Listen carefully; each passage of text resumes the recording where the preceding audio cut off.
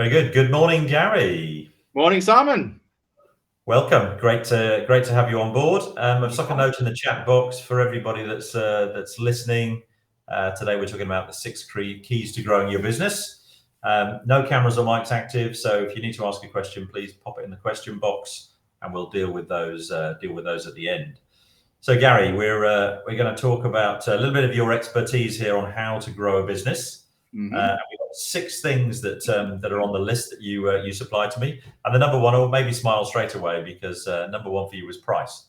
So tell me a bit about price. Yeah, well, I guess if you're looking in the market at the moment, everything is going up. Everybody, I don't know about you, but occasionally when I go and do the shopping with my wife, the cost of the bag's gone up quite a lot in the last few weeks and months. Yeah. So I think everything is upwards facing in terms of pricing. And then when you look at it from a business point of view, your suppliers are upping the price, no doubt. Customers arguably are expecting your prices to go up because that's how they're being conditioned at the moment. So with inflation, arguably between 9 and 13%, it's expected to be. If you aren't putting your prices up by that amount, you're actually losing money. You're actually, going to be in a worse position by 9 to 13% if you don't put your prices up. So if you're out there listening, the first thing you should do after this call at 8:30 is go and look at your pricing and look to put it up by arguably 15%, be ahead of the inflation rate, 10 to 15%. You'd be crazy not to, because this is your opportunity when clients are expecting it to up your prices. And let's be honest, would anybody really notice? If you've got a regular customer who's obviously coming in and paying more or less the same amount every month, then fair enough. But most people don't really know what the price point is for your particular product that you're selling. So if you suddenly put it up by 10%, by and large, nobody is really going to notice. So, pricing is an easy starting point to actually deal with the current market situation and have a positive impact on your cash flow. Absolutely, and I think you'll recognise from the clients that you're working with that as those cost prices from all their suppliers creep up, if you're selling a product which is made up of 10 different components, every one of those has increased in price. If you aren't compensating for that by increasing your price, as you rightly say, you're losing money, aren't you? So yeah, and here's an interesting statistic. I have a client who increased their prices by 10% a month ago. Yeah. We had a look at his average sale price last week. So his average price increase went up by 10%. His average sale price went up by 25%. Wow. So it was a real weird one that you would think, okay, average price is going to go up by 10%, but his clients ended up buying more in the last month, even though the prices went up. So it was quite an interesting discovery, which obviously the client that I was working with was delighted with. Absolutely, and I guess the normal response when you say put your price up is, oh my God, all my customers will leave. And the barrier to putting your price up usually is just in here, right? It's in your mind and not necessarily in your customer's mind. Correct. Yeah. I mean, everything is all about mindset. You can't control the environment. You can't control inflation. You can't control who the prime minister is or the chancellor is or whatever they're doing, but you can control your own mind and your own thoughts and your response to things. And you've got to look at it from a business point of view. You've got a business to grow and develop. And that's what we're all about. It's about growth. It's not about just maintaining the status quo and keeping your same position. It's about growth and developing your market in all the ways that we'll talk about over the next 20, 30 minutes. Fantastic. Which leads us beautifully on to the next point that you made, which for the agenda was avatar. So what do you mean by avatar, Gary? So that is, who is your target market? Who is your ideal customer? And this is something that's quite interesting because when you start your business, you're generally putting a business plan together to get funding or to get investment or something along those lines. And as we know, most business owners, after that's done, they forget about it. It goes into a bottom drawer and many don't then go forward with a plan. But the interesting thing is, as your market develops and as you develop as a business, often your client will change. Because you may start off, if, for example, you're a roofing business and you may deal with residential clients, but over a period of time, you start getting contracts in the commercial world. So your target is changed. So it's important to keep clear on who your ideal client is, where they are, and how you reach them. Because this is the important thing as well, is about, you've got to understand who your target is and what your message is to that target market. What are you trying to say to them? How are you positioning yourself in the market? But keep an eye who that target market is. And it could be more. It could be both commercial and both residential. It very much depends on the sort of product you're offering. And that's another thing. Your product will develop as well over a period of time. There'll be some innovation in your marketplace. You might be able to do something different with the products that are out there. So, it's making sure the product and the offering that you have matches your target audience and the people you're trying to reach and sell to.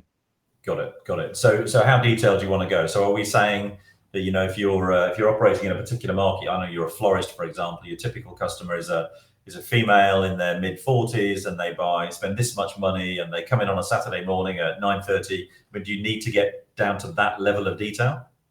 I would say so, because you really want to connect with that individual client, and bear in mind, everything is about relationships. People buy people. And that's what you as a business owner need to be making sure, is that you're connecting and engaging with that particular customer. So it's understanding how they think and how they behave. Now, obviously, you can categorize it into so for example, I own Pitman Training in Bournemouth and Dorset, and our client base is females aged between 25 and 45. About 70% of our clients are in that age group. So when we're marketing out to those clients, that's where the message we're getting out to those particular individuals, but also the channels we use to focus on that particular market. But then again, outside of that market, people below and above that age, and males as well, then we've got a market slightly different to those particular individuals. And it also very much on the product that they're looking for, and what area they're looking to study in.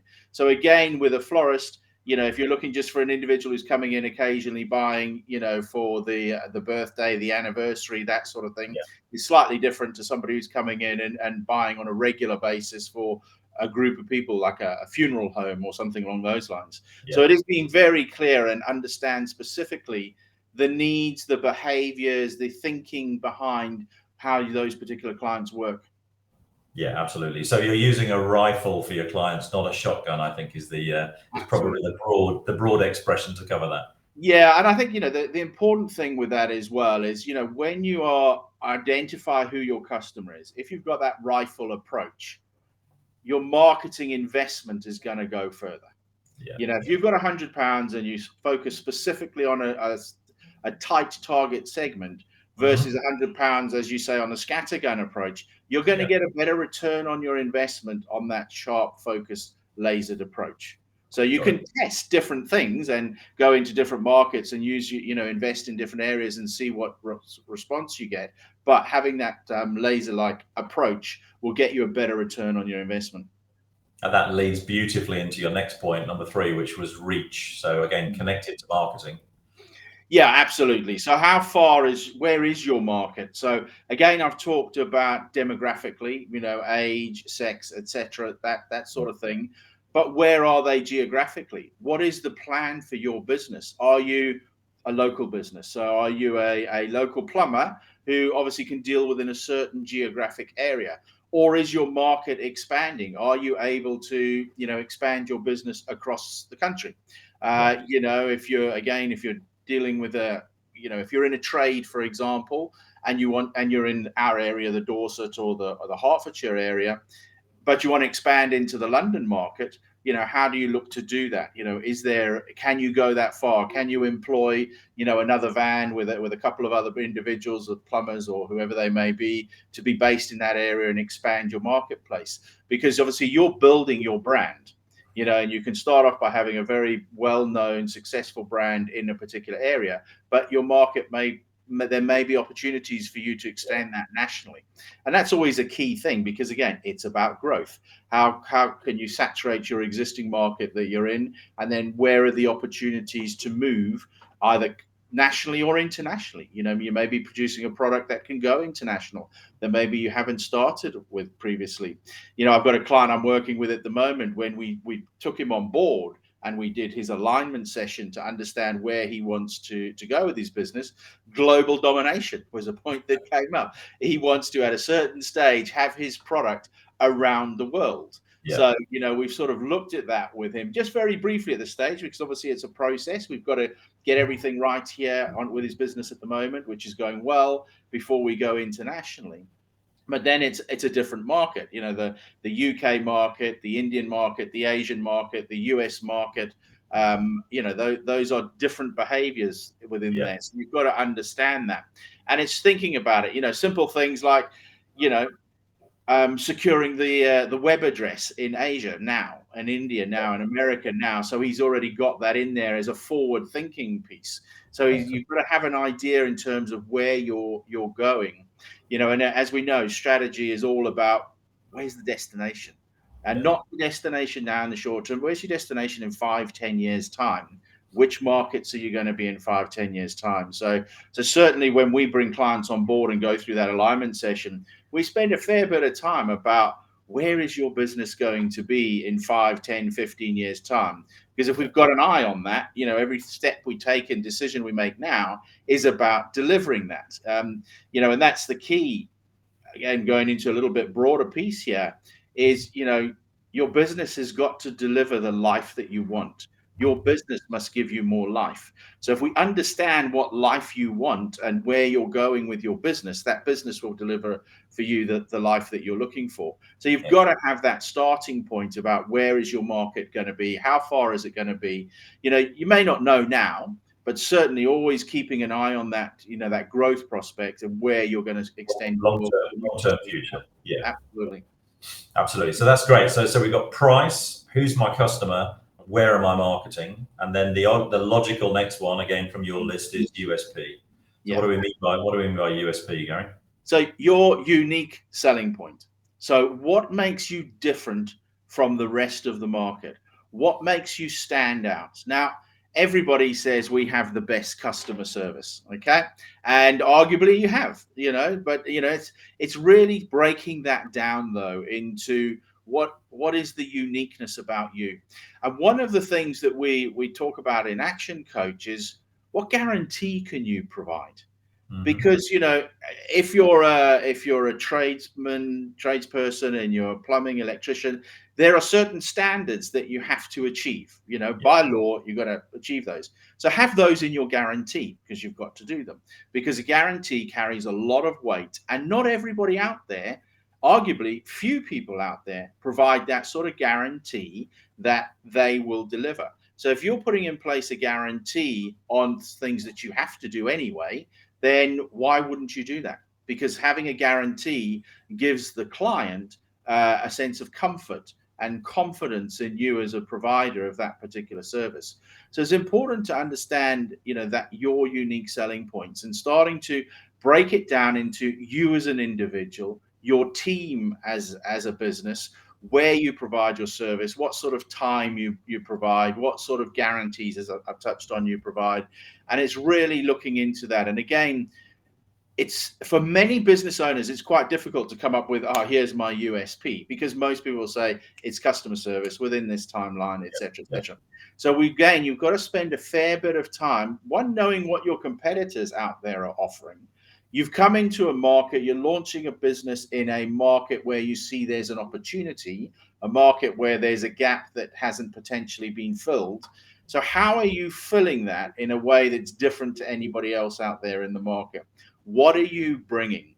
That's really focus, and you've got to have that. And, building that into a strap line of a sentence or something like that is very powerful, that you can go out and say, this is what we do. This is why we're unique. This is why we're different. And again, it comes back to what we were talking about earlier. Once you've got your target market, what message are you delivering to them? What are you offering to that particular market? So a unique selling point is a critical piece to do. And I think one of the reasons why many business owners don't put that out there and don't put out a guarantee is because it is quite difficult to do. It's not an easy thing to come up with your own unique selling point, because you're in that business, you're in that market, and you see it all the same. Yeah. That's where a business coach comes in, because we can come in and actually take that third party independent view, look at the business and see it in a different way to what a business owner would see it. And that's really where we can help, is actually identifying that with the client, walking through their process, understanding what they're doing, and then picking out the bits that are unique to them as a business. Yeah. So it's a very, very important piece that many Absolutely. business owners So forget about. So let's take a practical example. So I had somebody knock on the door recently. They're running a chain of hairdressers, gentlemen's hairdressers.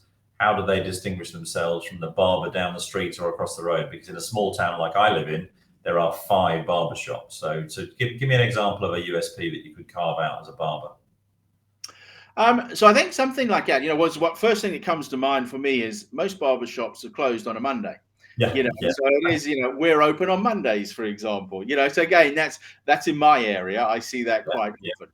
So something like that, and again, what are you targeting? Students? Are you targeting OAPs? So there's a different element in there in terms of how you're pitching your message out that makes you separate. So, so I would do the research on those 5 particular barbers, hairdressers within your town, and see what's missing and identify with them. What are they not providing? Where are the gaps in their service that the client that I would work with can capitalize on? So you've got to do that market research and have a look around and see what everybody's missing, because it is quite a common thing, because they work on weekends, they close on a Monday. Why? Years ago, everything used to close on a Wednesday afternoon for the market afternoon. I remember years ago that was the sort of standard. And the question why? It's because it's always been done this way. It's about changing the way your business is being done.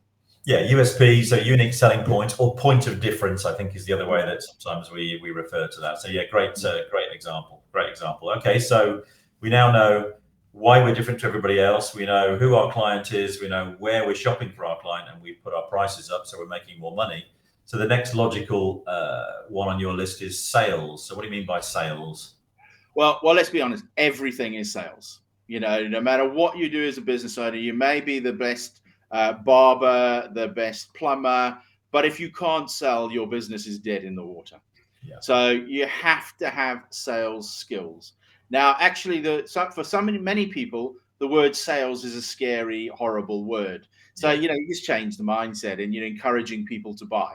They want your product. That's why they're there speaking to you, and you're explaining the product for them and encouraging them to buy from you rather than from anybody else. So having that knowledge of sales, and within that, again, I'll go back to what I said earlier, it's all about people.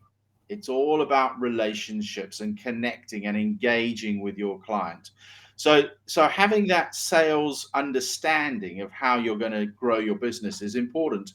And again, it's the knowledge behind sales. How do you sell?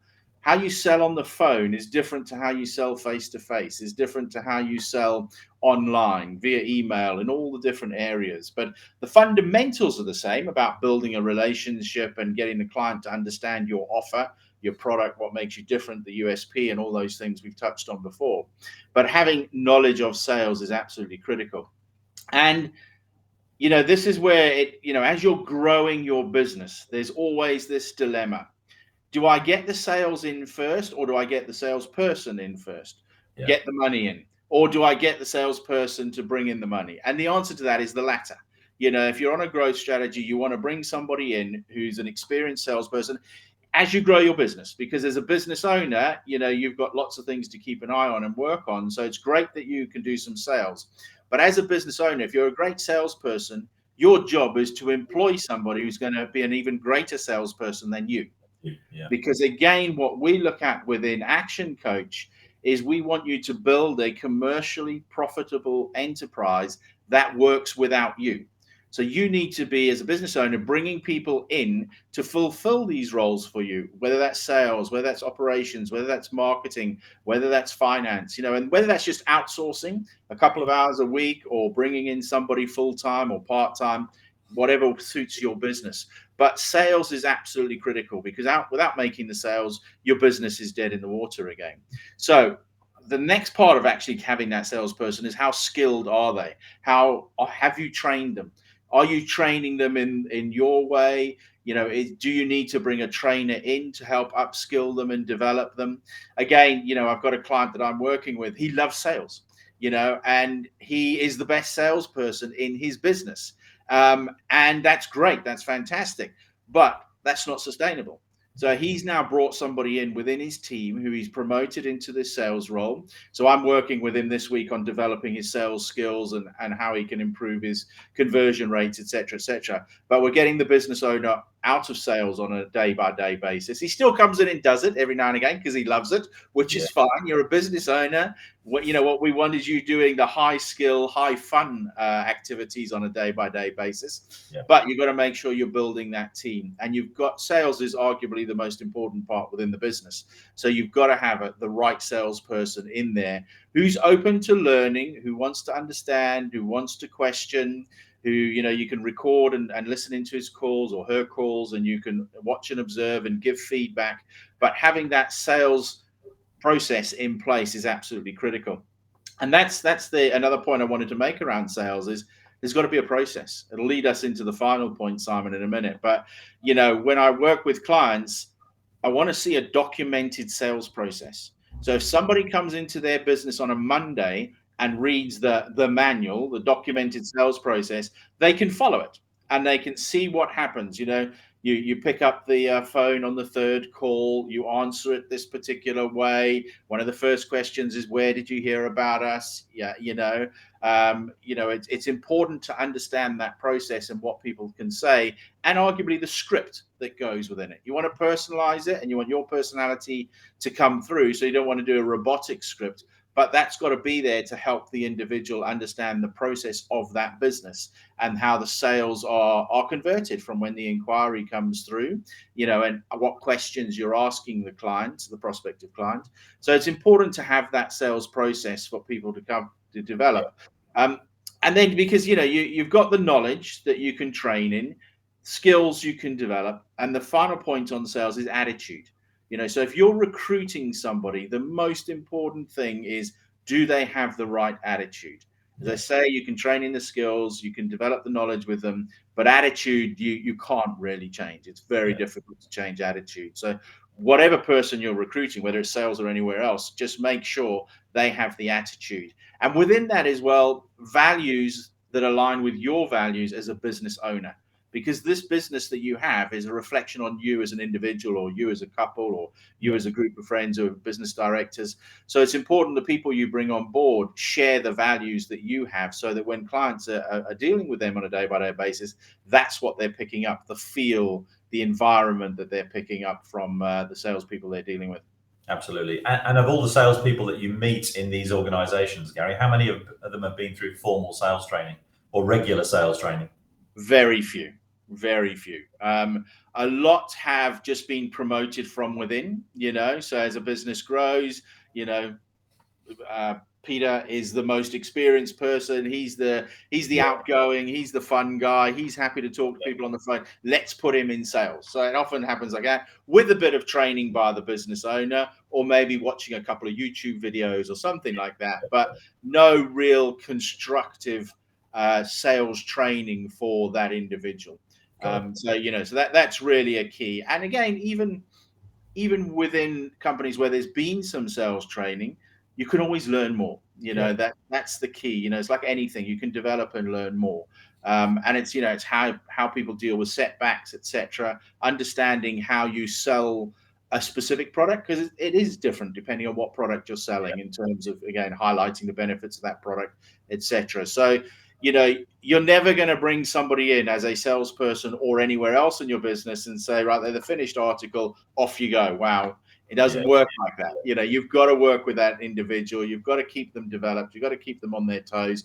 They've got to have a personal development plan that's reviewed on a regular basis. You know, observations, feedback, support, all those sorts of things need to be in there. Very good. So we know why we're different. We know where we're marketing. We know who we're marketing to. We're selling for the right price. And now we've got a sales team that can actually make the sale because they've been through regular sales training. So what's the last point, Gary? You put systemize. Yeah, so I touched on it earlier about process. You know, you've got to systemize your business. So whether that's the sales process, whether that's the production line, and the reason you've got to do this is because it's going back to what I said earlier about we want to help clients develop that commercially profitable enterprise that works without you, the business owner. Yeah. We want the business owner to be in a position where they can go away to Bali for 3 months and not have to pick up the phone and know that their business is still operating, that there's income coming through. And the only way you can do that is if everything within your business is a system. It's systematized, it's a process, it's documented. I talked about a salesperson coming in on a Monday. If you're coming in working on a production line on a Monday, what do you need to do? How does it work? Where's it written down? What do I follow? If this happens, what do I do? If this happens, what do I do? It all has to be in that system so that you can actually just develop your business and know that that system works. And in addition to that, you've then got a manager as well in there who's overseeing that for you. And one of the beauties of having a system in place is what we call leverage. Once it's in place once, it's done and you follow it. It's similar. Another analogy is you write a book. Once you write a book once, it's done and you're going to continually get an income from it.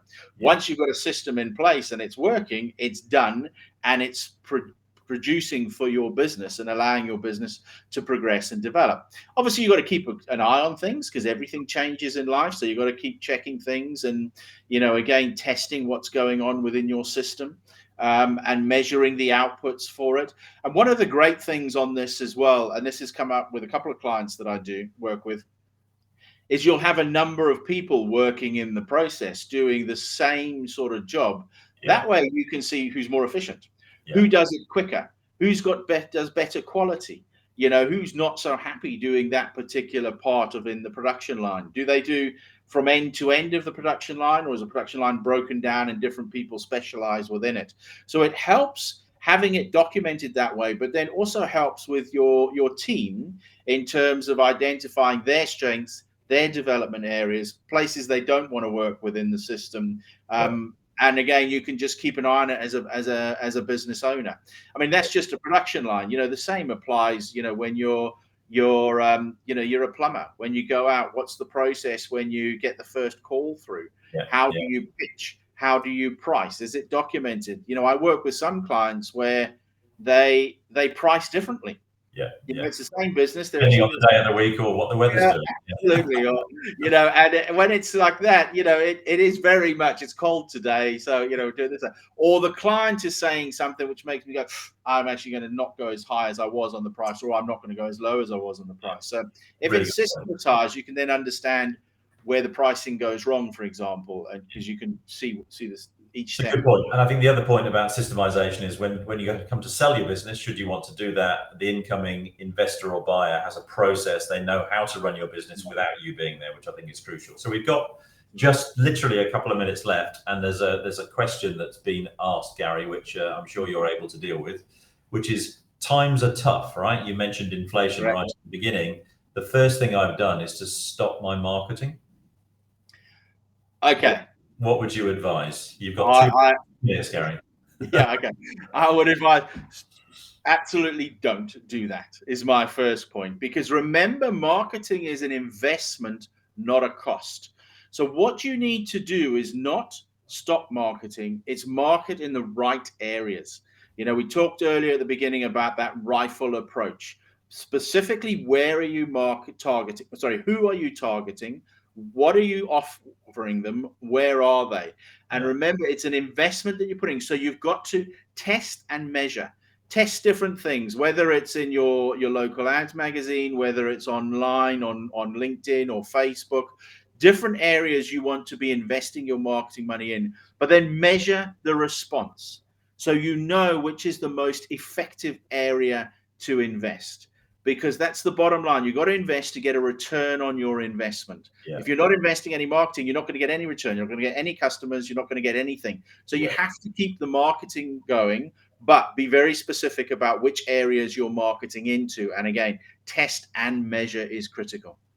And that's a really key point. And I get a lot of questions from people where they'll say, what's your number one business challenge? Is my favorite question. And the answer is, I haven't got enough clients. And usually that's because their marketing is either zero or it's targeted in the wrong place. All the points you made earlier on about avatar reach and USP, for example. So I think really excellent. So now we know we've got a system and a process. We've got a well-trained sales team. We know what price we're selling at to make sure we're making some money. We know who our customer is, where we're going to reach them. And those 6 things, I think, are the way to grow your business, right? Is that your advice? One sentence to sum it up, Gary. One sentence. There's so many areas you've covered there. So, do you know what I would say? Just because it links to the last question that was made, it's about attitude. It's about your mindset. The most important thing is how you think. I said earlier, you can't control the environment, but you can control how you think. So you've got to have that positive mindset. Not woe is me, the market's tough. There's facts that you can do.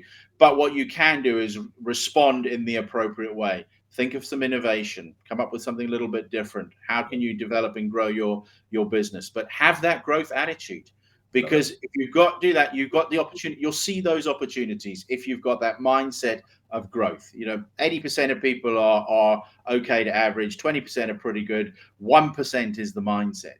Usain Bolt's the perfect example. He was that 1% mindset, and he got out and did what he did. So you have the right mindset to drive your business forward. Awesome. Fantastic. Gary, you've been a star guest. Thank you very much for that. So this is a Tuesday session. We're going to repeat this on Thursday at 12:30. We'll see you again then. Appreciate your time. Excellent. Thank you. And thanks everybody for listening in. Take care. Yeah.